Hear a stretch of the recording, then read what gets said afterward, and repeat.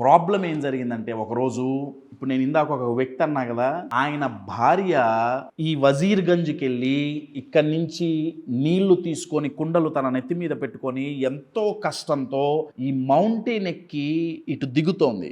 గెహలోర్ వైపు దిగుతున్నప్పుడు కాళ్ళు జారి పడిపోయి మౌంటైన్ ఆ పర్వతం మీద ఈ తల కొట్టుకుంది. తల కొట్టుకోవటం వల్ల తల పగిలిపోయింది. చాలా ఎక్కువ బ్లడ్, రక్తస్రావం జరిగిపోయింది. చాలా బ్లడ్ బయటకు వచ్చేస్తుంది. మళ్ళీ ఇప్పుడు హాస్పిటల్లో చూపించాలంటే ఎక్కడికి వెళ్ళాలి వాళ్ళు? మళ్ళీ వజీర్గంజ్ వెళ్ళాలి. వీళ్ళు ఆ అమ్మాయిని ఎత్తుకొని, నలుగురు కలిసి ఎత్తుకొని తీసుకెళ్లి మళ్ళీ మౌంటైన్ ఎక్కి దిగి వజీర్గంజ్కి తీసుకెళ్లే లోపు ఎక్కువగా బ్లడ్ పోవటం వల్ల ప్రాణం పోయిందండి. ఇలా ఆ విలేజ్ లో ఎంతో మంది చనిపోయారండి ఈ కొండ వల్ల, ఈ మౌంటైన్ వల్ల. చనిపోయినప్పుడల్లా విలేజ్ లో సీన్ ఏంటంటే, ఒక రోజు ఏడ్చేవాళ్ళు, 2 రోజులు ఏడ్చేవాళ్ళు, 3 రోజులు ఏడ్చేవాళ్ళు. వాళ్ళు ఏమనే వాళ్ళంటే, మన బతుకులు ఇంతే, మనకి ఏ గవర్నమెంట్ హెల్ప్ చేయదు, మన జీవితాలు ఇంతే, ఈ మౌంటైన్ మనకి శాపంగా మారింది, మన కర్మ ఇది, మన జాతకం బాలేదు, మన దరిద్రపు జీవితం ఇది అని చెప్పేసి వాళ్ళు కంప్లైంట్ ఇస్తుండేవాళ్ళు, ఏడుస్తుండేవాళ్ళు. కానీ ఈ లేడీ చనిపోయినప్పుడు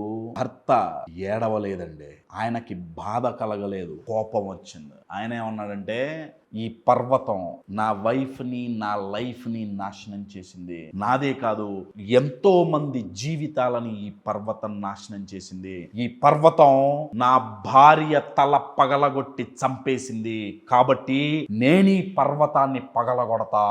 ఈ 2 విలేజెస్ మధ్య ఉన్న దూరాన్ని ఈ పర్వతం పగలగొట్టి దగ్గర చేస్తా అన్నాడు. అంటే చుట్టుపక్కల వాళ్ళందరూ నవ్వారండి. పత్ని మర్గయాతో పాగల్ హోగయా, భార్య చనిపోయింది, వీడికి పిచ్చెక్కింది, ఏదేదో వాగుతున్నాడు అని చెప్పన్నారు. ఆయన ఊరుకోలేదండి.